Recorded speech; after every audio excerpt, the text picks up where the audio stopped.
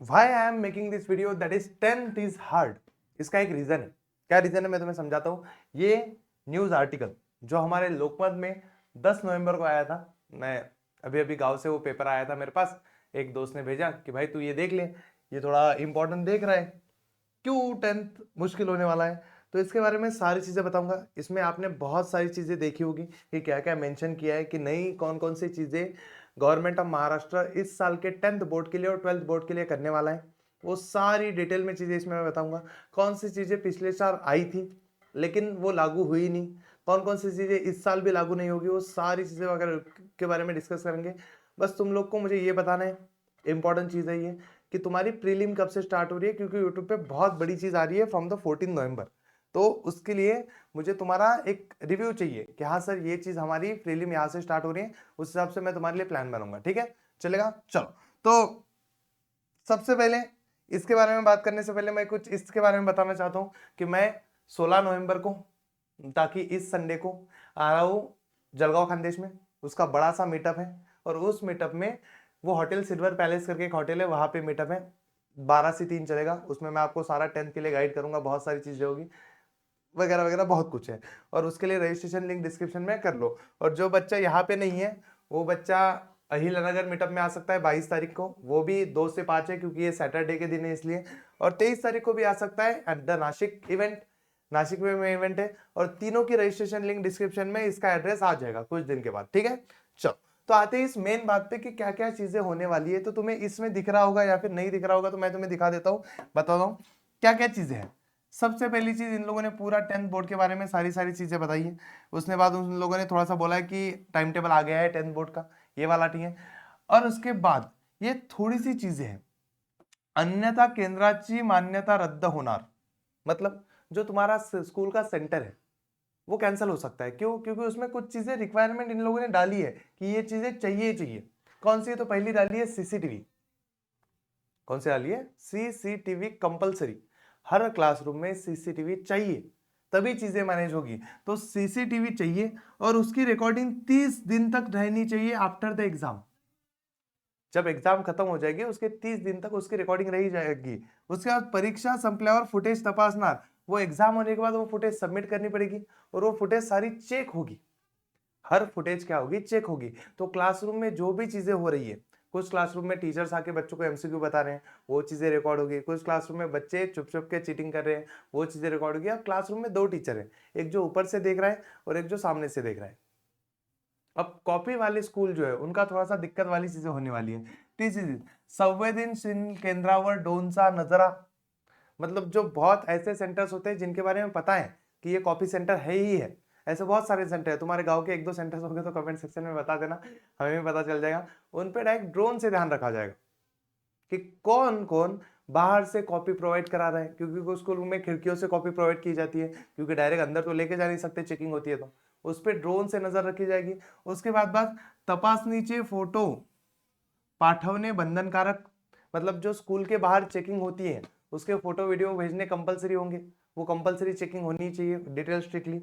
और कॉपी मुक्त 12वीं यानी 10वीं परीक्षा, और 10वीं और ये परीक्षा जो है वो कैसी होनी चाहिए? कॉपी मुक्त, मतलब अभी कॉपी नहीं होनी चाहिए। ये सारी चीजें गवर्नमेंट ने डाली है और इसलिए लोकमत ने ये पूरा आर्टिकल कवर किया है। अब मैं तुम्हें बताता हूँ सच्चाई क्या है। ये चीज बहुत पुरातन काल से, जब से 10th आई है तब से चालू है।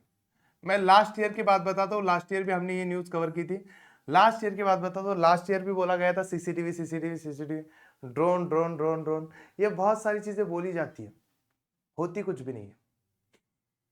ये हमारा दुर्दैव है कि महाराष्ट्र में कॉपी सेंटर्स है, बहुत सारे हैं, बहुत सारे कॉपी सेंटर पे बहुत सारी चीटिंग होती है। और ये जो चीजें हैं कि तपासनीचे फोटो पाठवणे बंधनकारक है, मैंने ये चीज देखी है। तपासनी के फोटो पाठवणे बंधनकारक है, पता है।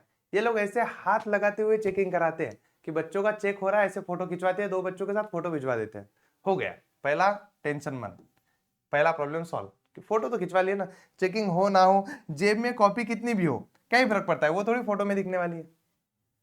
संवेदनशील केंद्र और ड्रोनचा नजरा होना ही नहीं है, ड्रोन वोन की फालतू चीजें होनी ही नहीं है महाराष्ट्र में। कोई संवेदनशील नहीं है, कोई नहीं है, कहीं ड्रोन नहीं होता। तीसरी चीज, परीक्षा संपल्यावर फुटेज तपासणार, कहाँ के फुटेज चेक करोगे? एक छोटे से गांव में तो 3-3 4-4 सेंटर्स हैं, पूरे महाराष्ट्र में किलो भर सेंटर है, क्विंटल भर सेंटर है, कहाँ की फुटेज चेक करोगे? कौन से क्लासरूम की करोगे? कब की करोगे? क्या सैंपल साइज रखोगे? कितने करो? नहीं होना वो चीज। उसके बाद 30 दिन तक फुटेज रहेगी, कुछ नहीं रहती फुटेज। पिछले साल मैंने देखा है, आजू बाजू एक स्कूल है, कैमरा चल रहा था, सीसीटीवी कैमरा, नीचे टीचर बच्चों को एमसीक्यू बता रहा था। ये बुरी बात है, बट ये चीजें हो रही है महाराष्ट्र में। ये गवर्नमेंट देखे तो थोड़ा स्ट्रिक्ट करे इस पे, 2-4 डिपार्टमेंट इस पे भी बैठाए, अन्यथा सेंटर की रद्द, कोई सेंटर की मान्यता रद्द नहीं होती। बहुत सारे स्कूल है जहाँ सीसीटीवी नहीं होता। इवन मैं 2023 की बात बताता हूँ, 24 की, पिछले साल 25 था, हाँ 2024 की। 2024 में क्या होता, मैं गांव में ऑफलाइन पढ़ाता था, उसी आजू बाजू में एक स्कूल में हमारे कलेक्टर ने एक नोटिस निकाला था कि भाई गूगल मीट पे सारे क्लासरूम की फुटेज चाहिए, मैं बैठ के देखूंगा। तो सारे टीचर्स को अपने अपने मोबाइल में गूगल मीट चालू करना था और आगे बच्चे एग्जाम देंगे।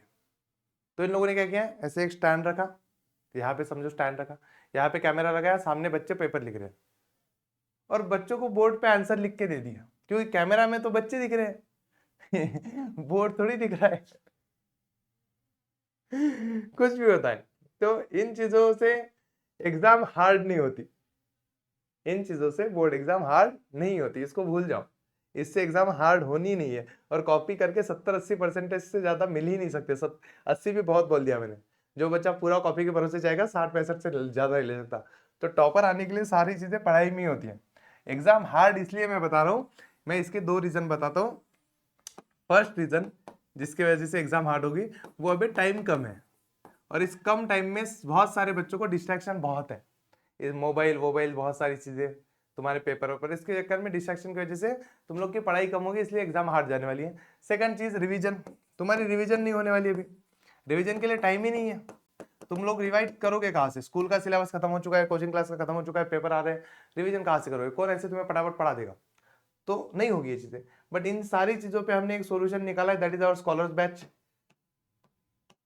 जिसमें हम सारा सिलेबस फिर से पढ़ा रहे हैं। बिफोर जनवरी वो सिलेबस खत्म हो जाएगा, तो तुम लोग प्रीलिम से पहले सारी चीजें कर लोगे। तो है अवेलेबिलिटी, हमने सारी चीजें कराई है, बट प्रॉब्लम यही है कि मेहनत तो करनी पड़ेगी। और तुम लोग को अगर पूरा प्लान चाहिए अगले 90 दिन का, तो मुझे कमेंट सेक्शन में बता देना, मैं तुम्हारे लिए पूरा प्लान लेके आऊंगा, ठीक है? चलेगा, बेस्ट है। चलो मिलते हैं फिर जलगांव में, या फिर नासिक में, या फिर अहिल्यानगर में, वहां तो मैं तुम्हें फेस टू फेस प्लान बताऊंगा। चलो गाइज, बाय बाय बाय।